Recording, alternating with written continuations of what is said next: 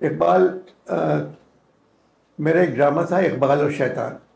बरसी मनाने का इतना ही शौक़ है तो 21 मार्च के बजाय 25 मार्च को मनाया करें। आपने कहा उड़ाई तूतियों ने, पुमरियों ने, अंदलीबों ने, चमन वालों ने मिलकर लूट ली तरसे ख्वाह मेरी।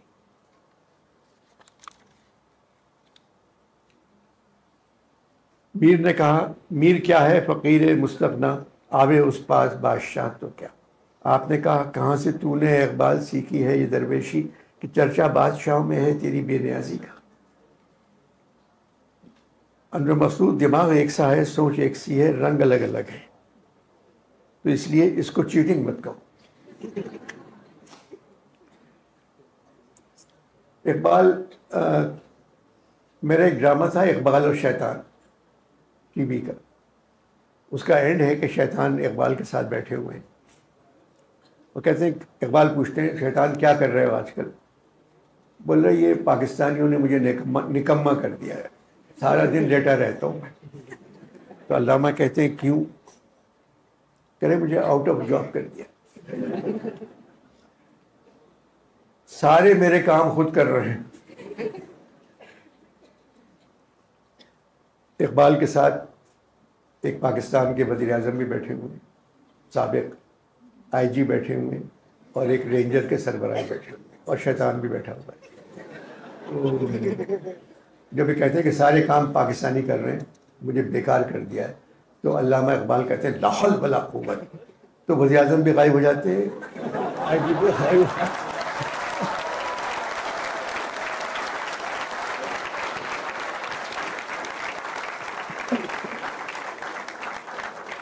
उस पर कंटेम्प्ट कोर्ट में मेरे ऊपर एतराज़ हो गया था, मुझे हाजिरी देना पड़ी। मैंने कहा ये मेरी गलती नहीं है, क्यों गए। भाई मैंने तो लिखा था वो नहीं जाते। वो आईजी भी गायब हो जाते, तीनों गायब हो जाते, सिर्फ शैतान और इकबाल बैठे हुए। ये एंड था मेरे प्ले। अब ये इकबाल की जो,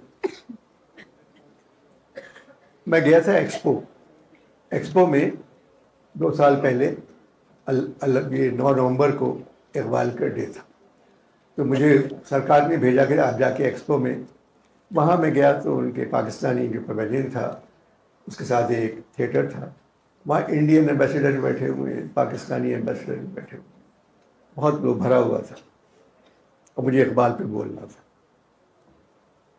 तो वो जो नुमाइश थी एक्सपो, वो फ्यूचर की नुमाइश थी, आगे क्या होगा, कहाँ इंसान जा रहा है।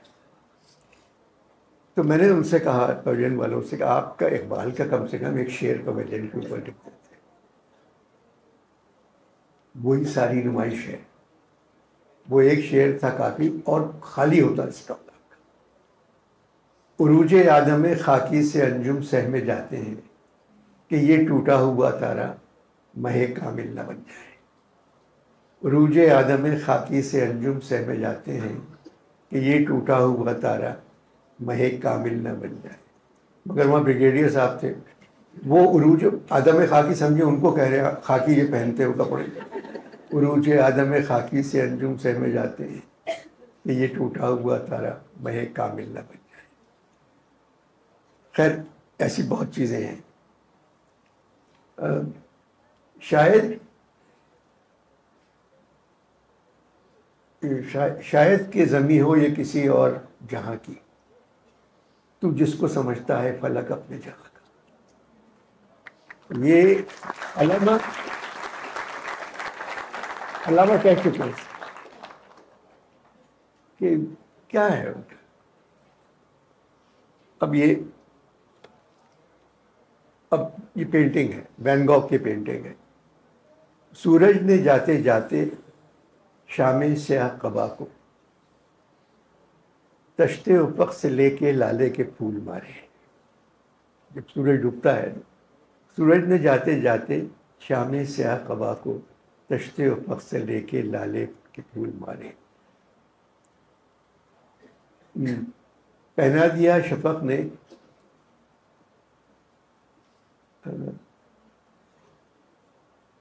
पहना दिया शफ़क़ ने सोने का सारा जेवर, कुदरत ने अपने गहने चांदी के सब उतारे। ये पेंटिंग है।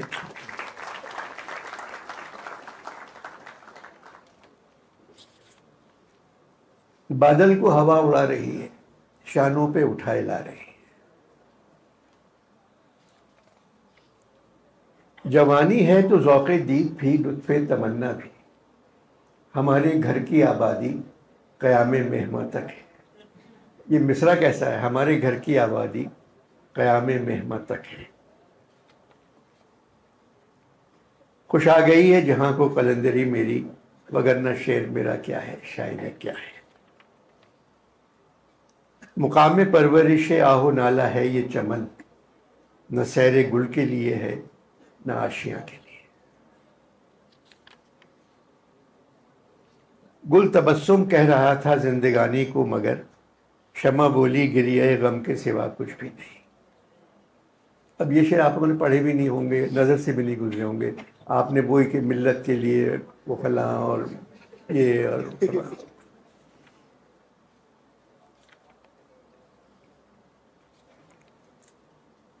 वहीं से रात को जुल्मत मिली है, चमक पाई है तारे ने जहां से।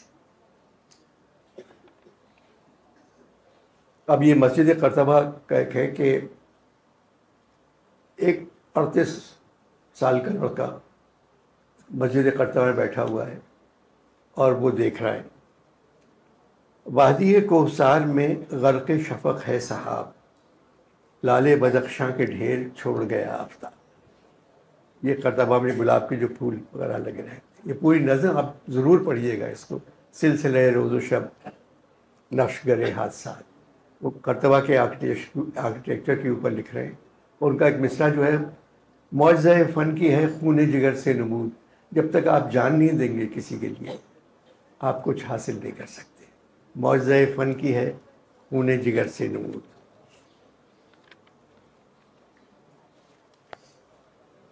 अब पहले आपको सुनाया था मैंने जो हालात हैं हमारे मुल्क के, यानी हम मैं सिर्फ अल्लामा पे बात कर सकता हूँ, अल्लामा पे बात कर सकता हूँ। मैंने एक शेर सुनाया कि आता है याद मुझको गुजरा हुआ ज़माना। तो एक साहब खड़े हुए, अनवर साहब इस मिसरे के अलावा सारी शायरी सुनाए, क्योंकि गुजरे हुए ज़माने के बारे में जिक्र मना किया गया है, मौजूदा हालात के बारे में सुनाया। तो अल्लामा का ख़त तो मैंने सुनाया था आपको। पाकिस्तान टेलीविज़न अल्लामा की सालगिरह बना रहा था, तो अनवर मियाँ मैंने तफसीर लिख के भेजी थी, तुम्हारा ख़त मिला टेलीविज़न के प्रोग्रामों की, अपनी इतनी बरसी मना रहा था, बरसी 21 मार्च को।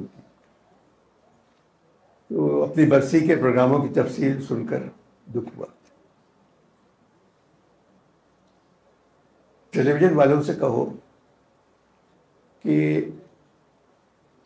बड़े लोगों की बरसी ना मनाया करें, क्योंकि वो मरते नहीं हैं, वो जिंदा रहते हैं। अगर मेरी बरसी मनाने का इतना ही शौक़ है तो 21 मार्च के बजाय 25 मार्च को मनाया करें, जिस दिन मशरक़ी पाकिस्तान तुमसे अलग हुआ। मैं शायर मशरक़ ज़रूर था, मगर उसका ताल्लुक़ मशरक़ी पाकिस्तान से नहीं था। ये खिताब मुझे तुम लोगों ने दिया था। और उनको बता दो कि अल्लामा छोटा आदमी नहीं है, बड़ा आदमी है। बड़े आदमियों की तुम सालगिरह मना लिया करो, उनकी मौत का दिन ना मनाया करो। शायर मशरक़ का खिताब सुनकर मेरे दोस्त मेरे पास आए और कहने लगे कि अल्लामा तुम सिर्फ मशरक़ के शायर हो। मैंने कहा ये खिताब मुझे मेरे चाहने वालों ने दिया है, मैं क्या करूं। मैंने उनसे बैठने के लिए भी नहीं कहा। फिर तुम लोगों ने क्या किया, मुझे बर्रे सगीर का शायर बना दिया। वही दोस्त मेरे पास आए कि अब कहने कि अब तो मशरक़ से निकल के खाली सब कॉन्टिनेंट के शायर हो, बर्रे सगीर के।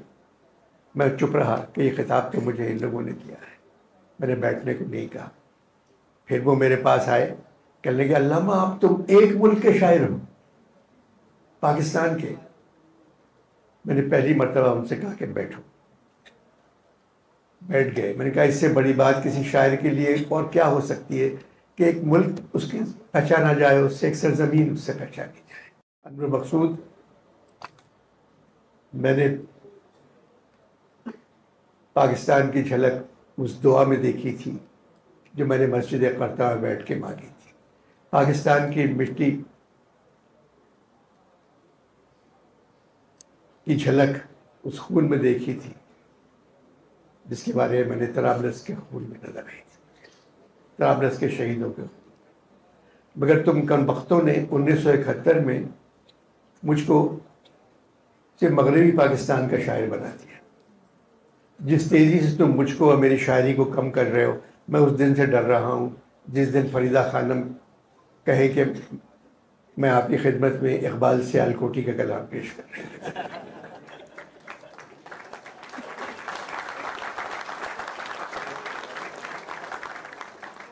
किसी ने मुझे बताया है तुम्हारी पहुंच सरबराहों तक है।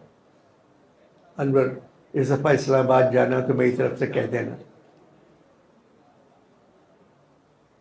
कि जितनी ज़मीन तुम लोगों के पास महफूज है उसको ज़मीन न समझे, प्लॉट समझे, क्योंकि तुम्हारे सरबराह प्लॉट की हिफाजत कर सकते हैं, ज़मीन की नहीं कर सकते। तुम्हारा मोहम्मद इकबाल, बहुत बहुत शुक्रिया।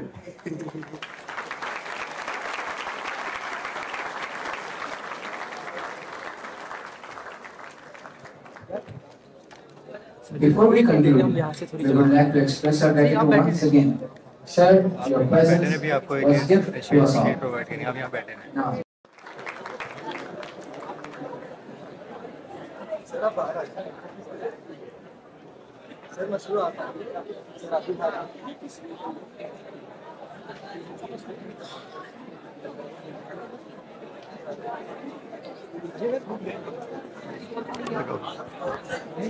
मेरी आवाज़ आ रही है? बहुत बहुत शुक्रिया।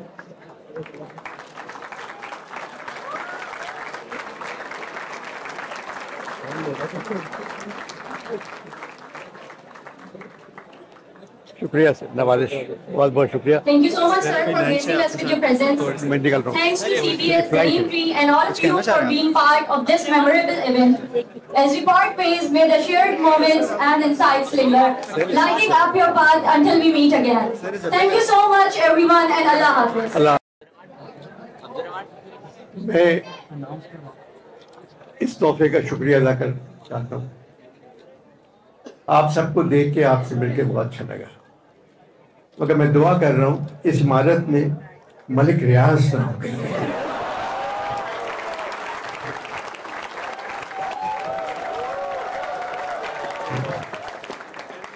खुश रहिए, ऐसे असाज़ा मिल जाए आपको तो तालीम बहुत आसान हो जाएगा। खुश रहिए, मुस्कुराते रहिए और क्या कह सकते हैं कि दुआ कीजिए आने वाले दिन अच्छे। Token of appreciation to mister Anwar Maqsood.